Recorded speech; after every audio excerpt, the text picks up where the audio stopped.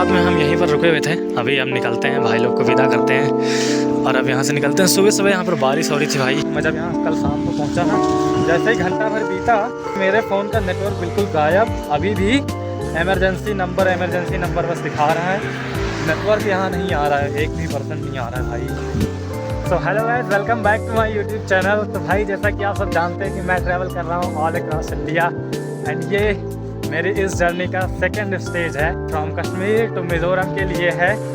फ़िलहाल मैं पहुँच गया हूँ अपने इस जर्नी के दूसरे यूनियन टेरिटरी लद्दाख के अंदर। अभी बज चुके हैं सुबह के 9:30 और मैं निकल चुका हूँ मनाली के लिए। भाई लोग भी निकल चुके हैं अपना पैंगोंग के लिए। तो welcome back to travelling across India stage number 2।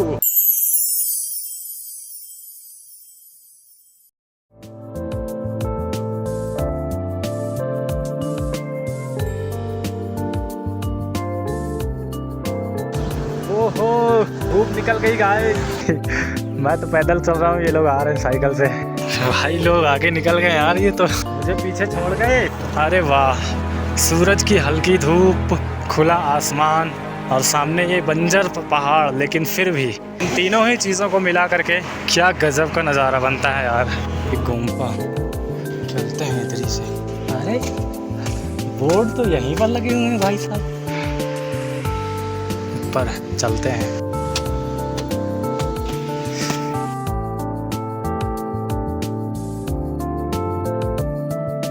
तो फ़ोन मैंने चार्ज कर लिया है, यहीं पर बोर्ड लगा हुआ है। यहाँ इस मॉनेस्ट्री की सबसे अच्छी बात यह है कि नीचे सीढ़ियों से ही ना तो आपको बोर्ड मिलेंगे चार्ज करने के लिए, तो आप चार्ज कर सकते हो। और अब मैं बताता हूँ मैं अभी किस जगह पर हूँ। तो इस वक्त मैं हूँ शे विलेज के मॉनेस्ट्री में, शे मॉनेस्ट्री। ये जो आप देख रहे हो ये है गुरु पद्म संभव का स्टेच्यू। ठीक बगल में शे पैलेस भी है जो कि काफ़ी फेमस है। इसी गोम्पा के सामने, गोम्पा या मॉनेस्ट्री या मंदिर कुछ भी बोल लो, सब एक ही बात है। इसके सामने ये है काफ़ी फेमस शे लेक। एंड ये जो सामने आप देख रहे हो यहाँ पे जहाँ पे पूजा पाठ होती है मंदिर के अंदर, इसको बोलते हैं दुखांग। कल मैं जहाँ गया था अंदर साइड में, तो गुरु पद्म संभव जो है ना वो 8वीं शताब्दी के हिमालयी क्षेत्र में इन्होंने सबसे ज़्यादा बुद्धिस्ट कल्चर को या बौद्ध धर्म को का विस्तार करने में इनका बहुत बड़ा योगदान रहा है।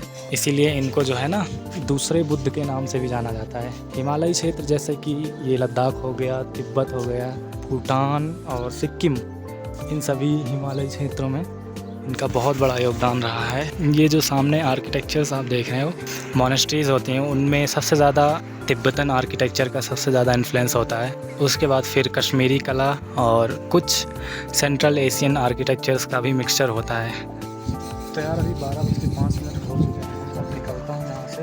देखो ये सीढ़ी से उतरे ना, पहला पोर्ट मिला और ऐसे ही पूरे सीढ़ी भर में जगह जगह पर पोर्ट लगे हुए हैं। देखो ये बोर्ड लगा हुआ है और इधर से भी सीढ़ी दो तरफ से है, इधर से भी है और इधर से भी है।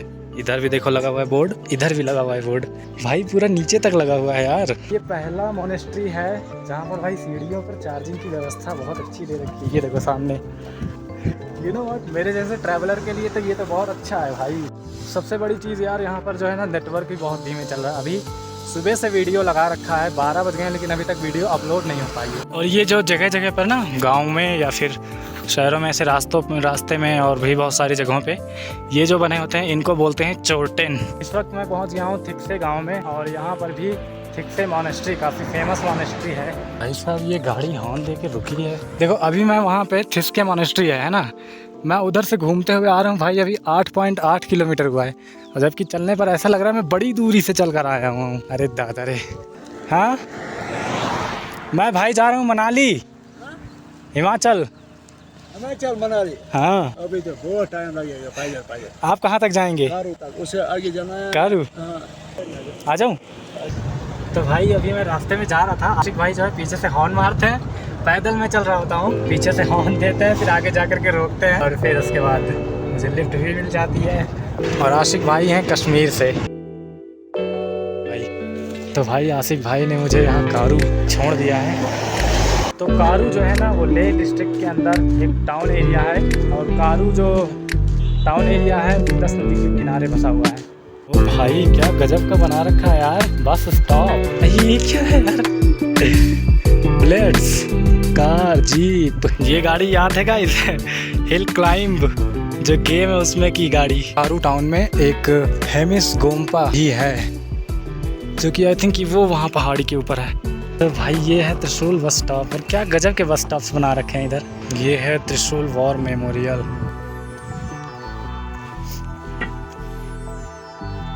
यहाँ पर जितने भी ऑपरेशंस हुए हैं ना 1962 2020 ऑपरेशन स्नो लेपर्ड, सारी डिटेल्स हैं।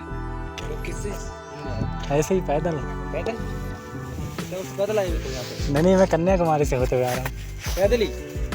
पैदल भी, लिफ्ट भी ले लेता हूँ बीच में। मन्नत है क्या? नहीं कोई मन्नत नहीं, ऐसे ही घूम रहा हूँ बस। मैं तो यूपी का ही हूँ, आगरा का। अच्छा, मनाली साइड जा रहा हूँ मैं। ये सर क्या बना हुआ है? ये सैंड बॉर्डर है, वेस्ट लद्दाख। अच्छा। दो पार्ट डिवाइड है लद्दाख। एक से लद्दाख और वेस्ट लद्दाख। ईस्ट लद्दाख में आता पूरा चाइना बॉर्डर, और वेस्ट लद्दाख में आता पूरा पाकिस्तान का। मैं इधर ही से आ रहा था, श्रीनगर, द्रास, कारगिल, ये खलसी एंड देन लेक कारू। मुझे भी घूमना है लेकिन छुट्टी का लफड़ा पड़ जाता है। तो आप तो घूम रहे हो इतना बढ़िया। ये ठीक है लेकिन अब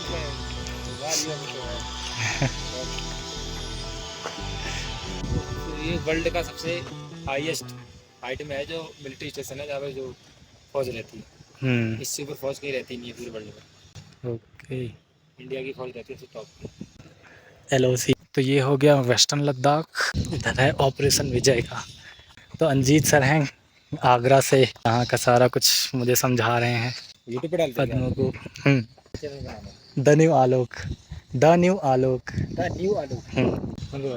हाँ, ये सबसे पहला वाला। सब्सक्राइब कर देते हैं। Thank you sir. ये भी डालोगे? हाँ, ये भी डाल देंगे, आप कहेंगे तो। तो इधर ऑपरेशन विजय जो 99 में कारगिल वॉर हुआ था। इसका मतलब है ना जो ओके।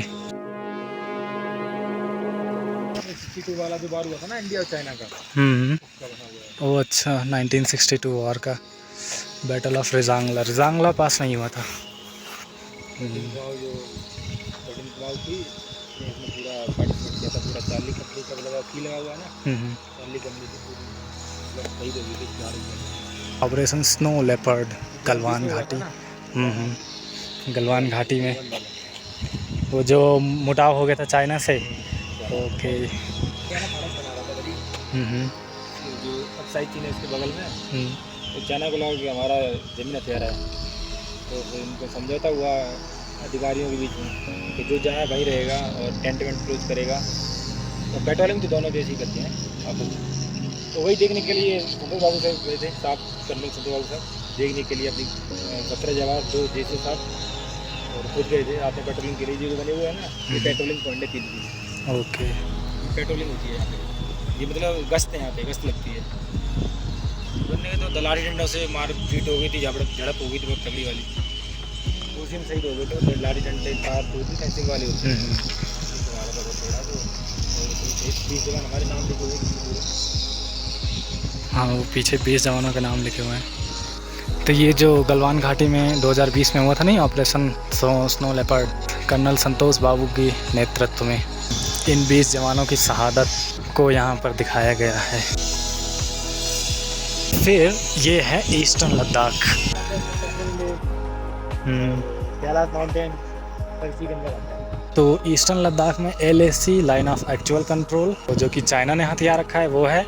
वेस्टर्न लद्दाख में LOC लाइन ऑफ कंट्रोल, जो कि पाकिस्तान के कंट्रोल में है। यहाँ पर अंजीत सर हैं जिन्होंने मुझे सारा कुछ बताया। ये सर जो बीच में बन रहा है इसको क्या बोलते हैं? यही जो बन रहा है। अच्छा, अमर जवान ज्योति। ओके।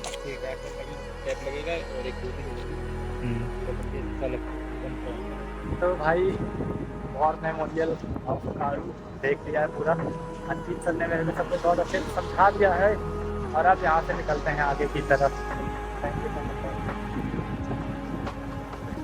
यही है त्रिशूल वॉर मेमोरियल, और अंजीत सर ने मेरा चैनल सब्सक्राइब किया है, तो thank you Anjit sir, thank you so much.